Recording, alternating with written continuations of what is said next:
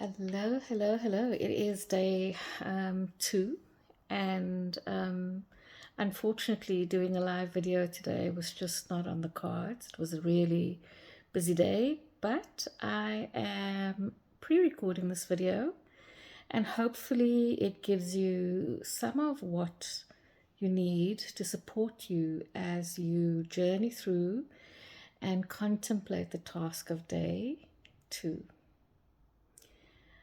I speak for myself, and I think I speak for many of you, and I've already read some of the comments on your day two thoughts, that the act of receiving is potentially one of the most challenging experiences for most of us. And I want to offer you some thoughts about why that might be, and some thoughts about how to start the journey of shifting it. The one thing I want to share with you is that there's no magic switch. This might be a journey that you are on for the rest of your life, and you might be able to expand your capacity to receive at a particular level, and then when you jump to the next level or you engage with this capacity to receive in a different part and a different aspect of your life, you might have to return to the drawing board repeatedly. Now, I want to take you back just a little bit. I want to ask you a few questions. Do you identify as a perfectionist? Do you struggle with self-doubt? Is imposter syndrome part of the repertoire of your day on a daily basis? Do you check and overcheck things? Do you feel like your relationship with your self-worth is a challenged relationship? Do you ever struggle with not feeling good enough? If you raised your hand and said yes to any of these, then chances are that receiving is hugely problematic and challenging for you. And chances are that you experience yourself as over-functioning to do what could be quite simple and easy to do, or you are overperforming to please others. And so if these things, if over-functioning and over-performing and if people-pleasing is a part of your repertoire, then receiving is a real challenge. And so then it is a really complex exercise for you to unravel what is happening in your nervous system. Our capacity to receive is really and truly held inside of our nervous systems, and our capacity to receive can only expand when we expand the capacity in our nervous systems to see ourselves as more worthy, deserving, and sufficient to hold and to have more. I contemplate this question around receiving, but the same then can go for how good are you at, once you have received and you have expanded your capacity to receive, how good are you at holding on to what you received? I've noticed in many, many different places in life, in my own life, in the lives that I've observed in others, we can become quite adept at receiving. We can increase our, let's say for instance, I'm going to use money, but this is true for all the different aspects of receiving. Can be for love, can be for friendship, can be for health, it can be for wellness, can be for anything. But one of the things I'm going to use as an example for money is I have seen examples of where people get a salary increase, but somehow they manage to increase the expenditure beyond what the increase was. And then not only do they find themselves back at ground zero, they find themselves back at ground below zero. And that has got a lot to do with our capacity to receive and our capacity to hold. And so I'm going to share a few thoughts with you about what I think interferes with our capacity to receive and what I think you could shift in order to alter your capacity to receive. And I want to remind you once again, there's no magic button, there's no magic wand. I don't have fairy dust to sprinkle over you, and there are no unicorn farts to alter this. This is a journey, and this is really and truly part of the deepest journey of self-love, repairing this wound that we have that interferes with receiving.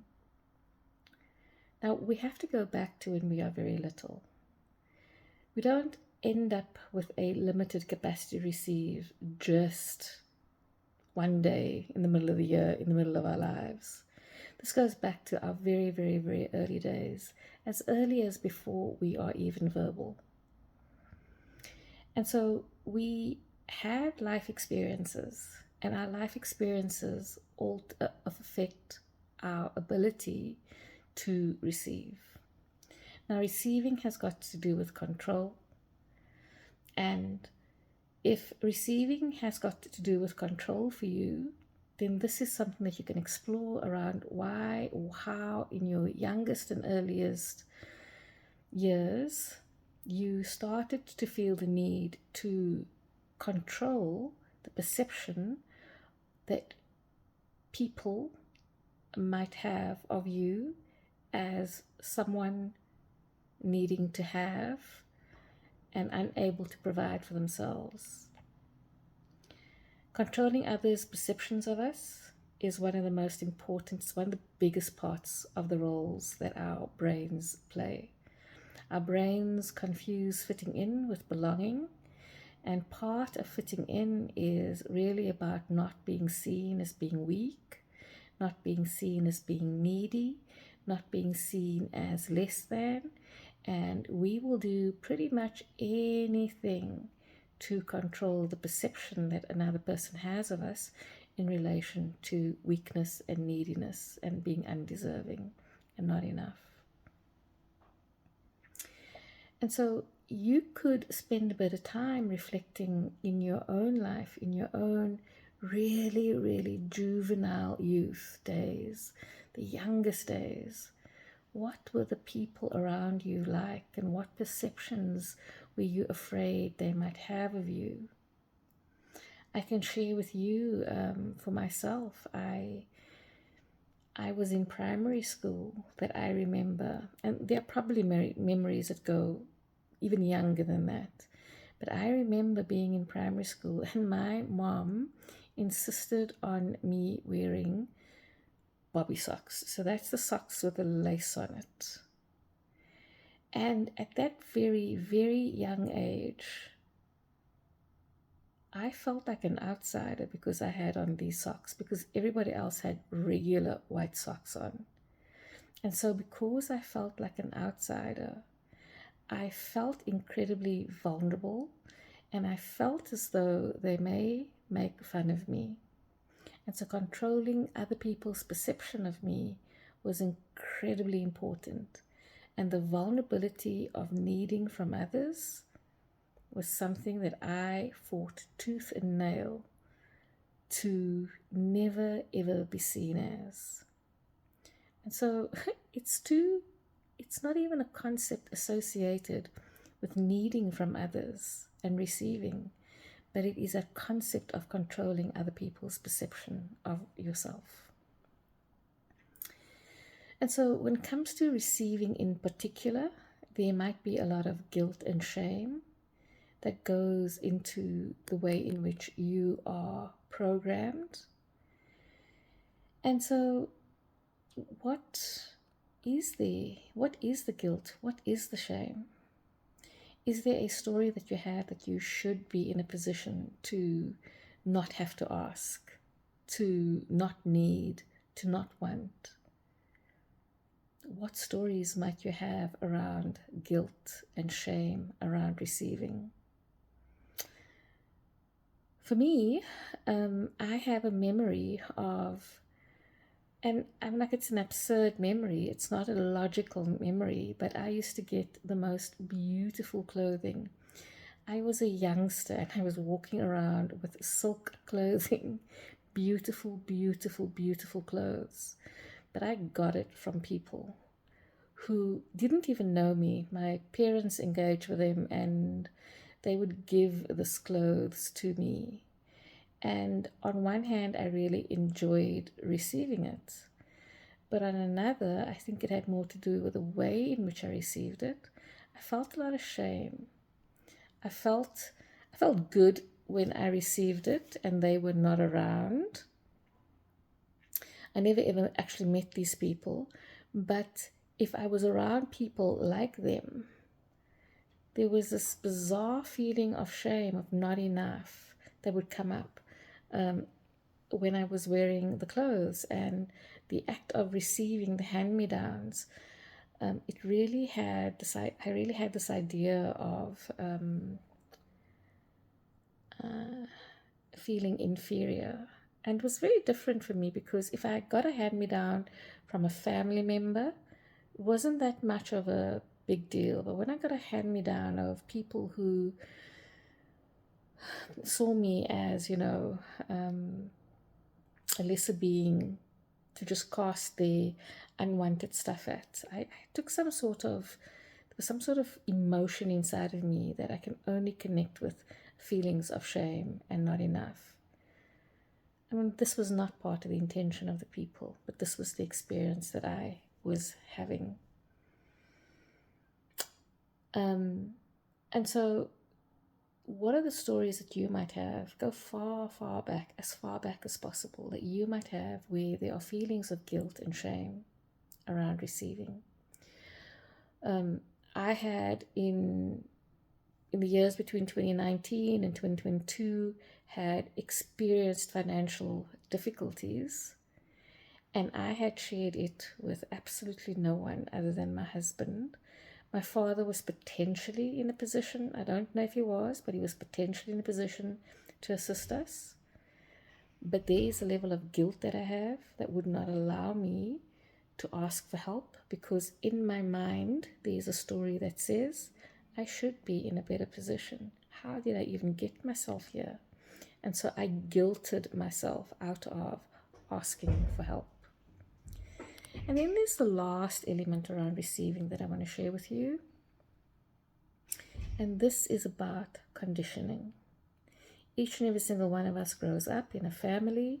We grow up in a society. We grow up in a context. And in our context, there are rules around giving and receiving. So in my household, it didn't matter how much we were struggling. It is awesome to help others.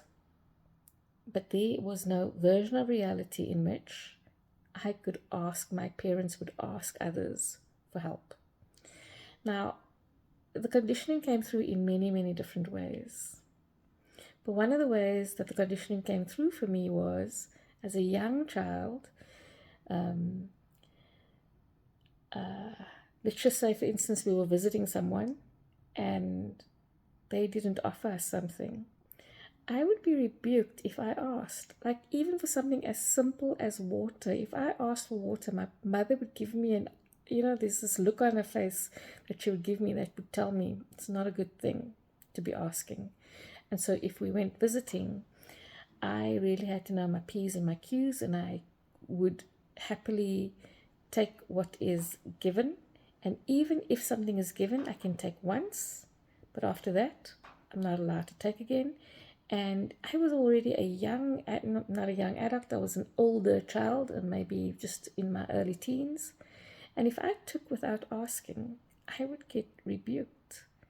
And the act of asking by then for me was incredibly challenging, and so I would rather go without. And so our conditioning comes in many different ways, many different forms, and I would encourage you to explore where this conditioning comes to. These are all parts of ourselves that become somewhat exiled. They live at the periphery of our subconscious. They're never welcome in the center. They live on the outskirts. And when you start allowing yourself to own the stories about this, you can start bringing them away from the periphery, out of exile, and into the center where they can be part of your core identity. Now, I want to share some thoughts with you about receiving and rest. Rest is one of the ways in which we receive. Rest is one of the ways in which we allow ourselves to receive vitality, to receive rejuvenation, to receive from the universe, and to allow ourselves to trust that what needs to be taken care of is being taken care of.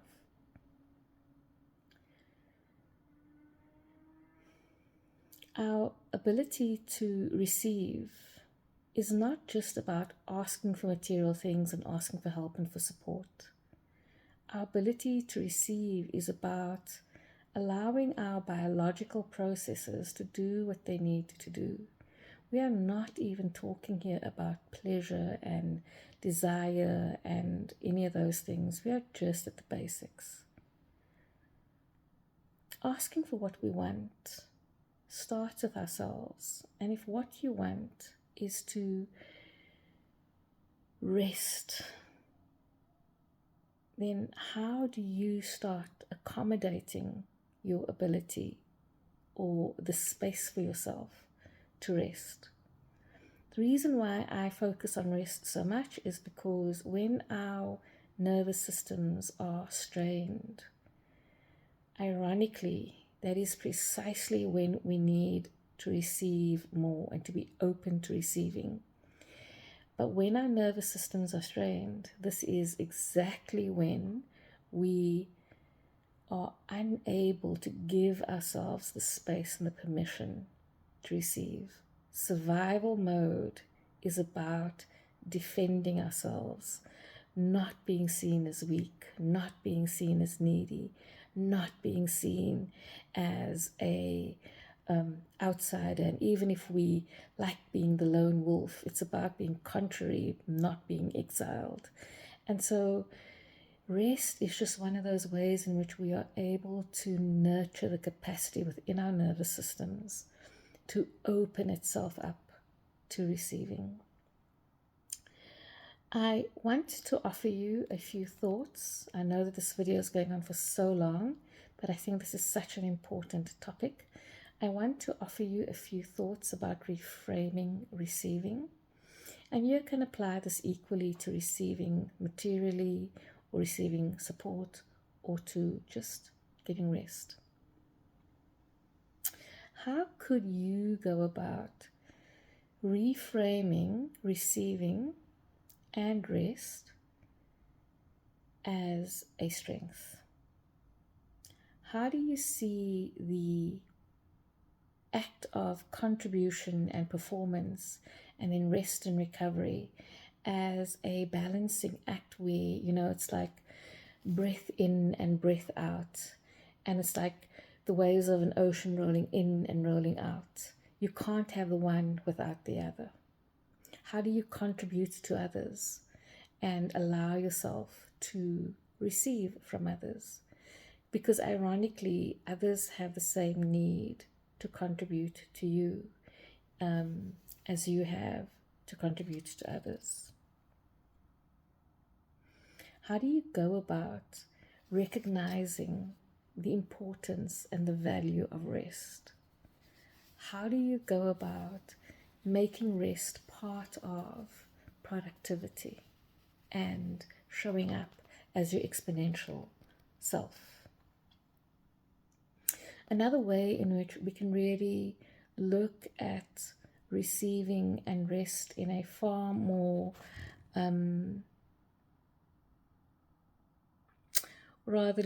how can we empower ourselves more around rest and around receiving, is to practice real compassion, real kindness towards ourselves, to really recognize that we are human, and as humans we need other humans. As humans we are limited, and we are designed to be limited so that we may need each other, and so that we may serve each other, and so that we may create value amongst each other. If each and every single one of us was a self-contained unit that didn't need others, this world wouldn't function. Society wouldn't function. We function because we are limited. And so the self-compassion that we extend to ourselves is really about recognizing and kindly and gracefully recognizing that our limitations is part of our perfection. It's part of the gloriousness of being human.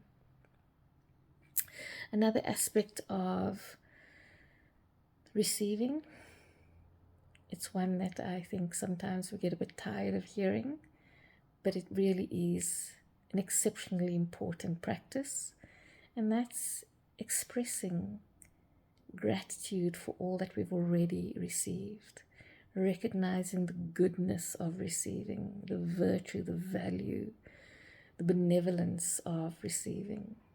I always see gratitude as a gratitude practice as an extension of self-compassion. And then I would recommend that if you really and truly want to step into a relationship where receiving becomes more valuable to you, it's to start recognizing the boundaries that you need to put in place so that you are in reciprocal relationships, relationships where you experience giving and receiving. You might have a very, very young child and you have to give so much to this child, but can you receive the affection and the adoration that the child has? When somebody offers you a compliment, can you receive it? And by receiving it, contribute to the benevolence of the other person. Giving and receiving is one of the ways in which we bond in a healthy way. If the giving and the receiving is a one-directional kind of exercise between people, they're not healthy relationships that we create. And if your ambition is healthy relationships, then giving and receiving in a way that is appropriate for that relationship or the context of that relationship is one that you might want to contemplate quite deliberately. So those are my thoughts, my offerings to you today about receiving and rest. I just feel as though rest is a function of receiving. And I'd love to hear what your thoughts are about this. Are there any insights? Are there any awarenesses? Are there any ahas that come up for you? I really, really want to encourage you to spend time exploring those very early experiences with relatives, your most immediate relatives, your more distant relatives, all the authority figures that comes along your way. How was receiving codified and conditioned for you? Where is the shame that you have? Where is the guilt that you have? Where is the feelings of losing control that you have? And how do you reorganize and re-narrate those stories so that instead of them being something that is a barrier to you, it becomes something that empowers you? Unless we start working with our receiving capacity, our ability to expand is really, really challenged. You know, the universe wants to give us all that we desire. It's waiting for us to be ready to receive it. Those are my thoughts for today. Bye for now.